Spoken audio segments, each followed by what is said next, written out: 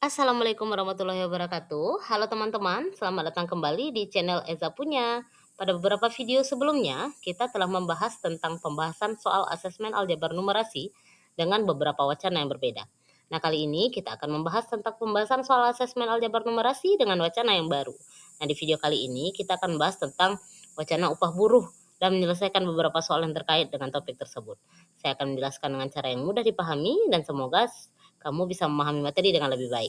Jadi, pastikan kamu menonton video ini sampai selesai ya, dan jangan ragu untuk bertanya jika kamu memiliki pertanyaan.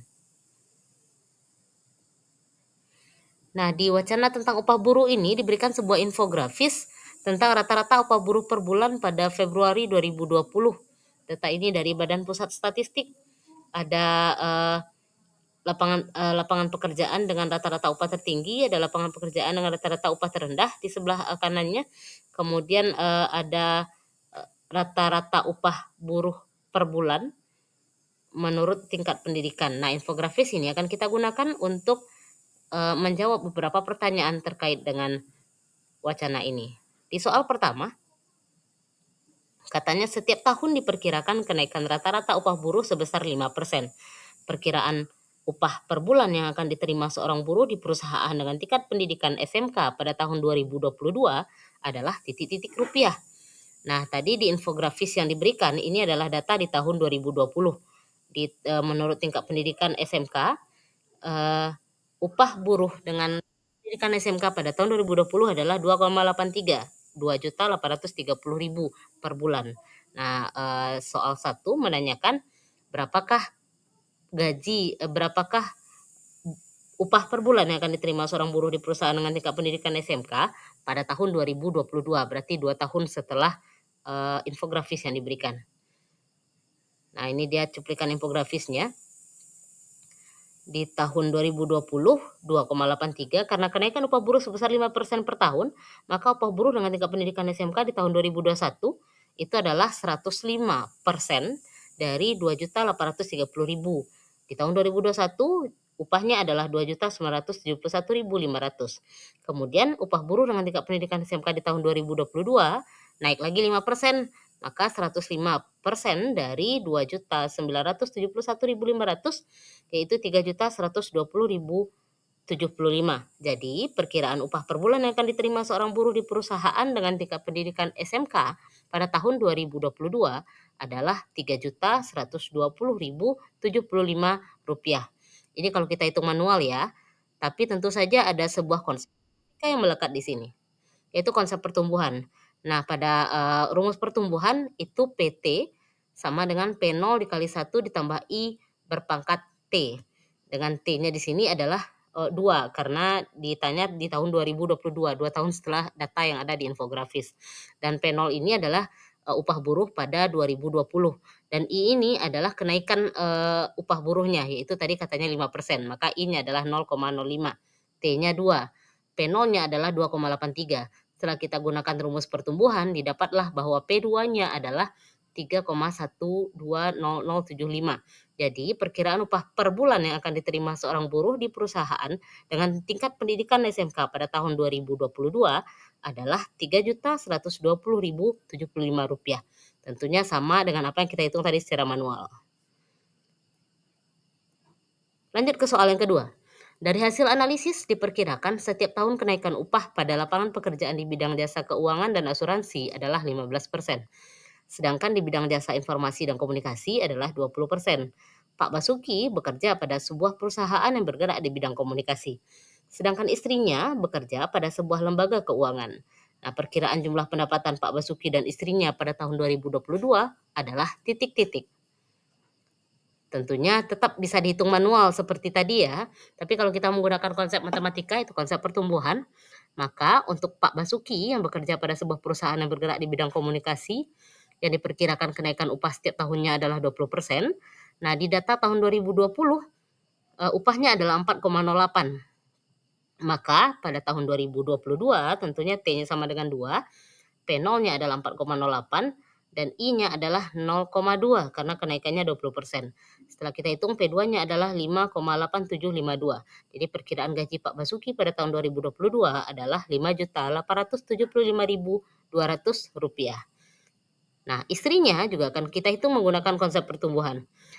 Istri Pak Basuki bekerja pada sebuah lembaga keuangan yang diperkirakan kenaikan upah setiap tahunnya adalah 15%. Nah, di data tahun 2020, upah pekerja yang bekerja di lembaga keuangan adalah 4,15. Nah, maka pada tahun 2022 berarti T-nya adalah 2, dengan P0-nya adalah 4,15 dan, kenaikan, upahnya adalah 15%, jadi I-nya adalah 0,15. Kita hitung P2, P2-nya adalah 5,488375. Jadi diperkirakan gaji istri Pak Basuki pada tahun 2022 adalah Rp5.488.375. Maka jumlah gajinya Pak Basuki dan istrinya pada tahun 2022 adalah, dengan menjumlahkan, yang sudah kita hitung tadi, jadi sekitar Rp11.363.575. Nah, kamu boleh menghitungnya manual juga seperti soal pertama tadi yang kita kerjakan. Nah, di soal ketiga, dimisalkan gaji yang diterima mereka bertiga pada tahun 2020 sesuai dengan infografis di atas. Pernyataan-pernyataan berikut berkenaan dengan perkiraan gaji mereka di tahun 2023. Berilah tanda centang pada kolom benar atau salah untuk setiap pernyataan berikut. Nah, diberikan sebuah data baru. Ada data 3 orang pekerja, ada Ardafa yang bekerja di bidang pertambangan dengan kenaikan gaji per tahun adalah 5%. Ada Alfira yang bekerja di bidang jasa keuangan dengan kenaikan gaji per tahun adalah 8%. Dan ada Kaila yang bekerja di bidang komunikasi dengan kenaikan gaji per tahun adalah 10%. Nah, dari data ini kita akan hitung gaji mereka pada tahun 2023. Nah, dengan menggunakan konsep pertumbuhan, untuk Ardafa yang bekerja di bidang pertambangan, gaji di tahun 2020-nya adalah 5,10, maka kita akan hitung gajinya pada tahun 2023. P3 adalah 5,90388875. Jadi gaji Ardafa di tahun 2023 adalah sekitar Rp5.903.887. Kemudian ada Kaila. Kaila yang bekerja di bidang komunikasi, di tahun 2020 datanya upahnya adalah 4,08. Maka di tahun 2023 P3-nya adalah 5,43048. Jadi gaji Kaila di tahun 2023 adalah sekitar Rp5.430.480. Dan ada Alfira di tahun 2023. Alfira akan punya gaji P3 sama dengan 5,22780488. Jadi gaji Alfira di tahun 2023 adalah sekitar Rp5.227.805. Jadi ketiga gaji pekerja di tahun 2023 ini kita hitung menggunakan konsep pertumbuhan. Nah, dari ketiga perhitungan tersebut kita punya kesimpulan seperti ini. Dapat disimpulkan bahwa Ardafa punya yang bekerja di bidang pertambangan gaji tahun 2020-nya Rp5.100.000. Gaji di tahun 2023-nya adalah Rp5.903.887. Kemudian Alfira yang bekerja di jasa keuangan gaji tahun 2020-nya adalah Rp4.150.000 dan gaji tahun 2023-nya adalah Rp5.227.805. Sementara Kaila yang bekerja di bidang komunikasi gaji tahun 2020-nya adalah Rp4.080.000 dan gaji di tahun 2023-nya adalah Rp5.430.480. Nah, ini data yang kita dapatkan dari perhitungan menggunakan rumus pertumbuhan. Nah, pernyataan yang pertama, gaji yang diterima Kaila lebih tinggi dari gaji yang diterima Alfira. Kita bisa lihat data yang kita dapatkan tadi. Gajinya Kaila adalah Rp5.430.480. Sementara gajinya Alfira adalah Rp5.227.805. Jadi benar bahwa gaji yang diterima Kaila lebih tinggi dari gaji yang diterima Alfira pada tahun 2023. Lanjut pernyataan yang kedua. Katanya selisih gaji yang diterima Alfira dan Kaila adalah 3% dari jumlah gaji mereka. Nah, selisih gaji Alfira dan Kaila itu adalah Rp5.430.480 kita kurang dengan Rp5.227.805. Selisihnya adalah Rp202.675. Sementara 3% dari jumlah gaji Alfira dan Kaila itu adalah 3% dari Rp10.658.285. 3%-nya adalah Rp319.748,55. Data ini tidak sama, artinya selisih gaji yang diterima Alfira dan Kaila adalah 3% dari jumlah gaji mereka adalah sebuah pernyataan yang salah. Kita lanjut ke pernyataan ketiga. Di pernyataan ketiga, jumlah gaji yang diterima Ardafa dan Alfira lebih dari 11 juta rupiah.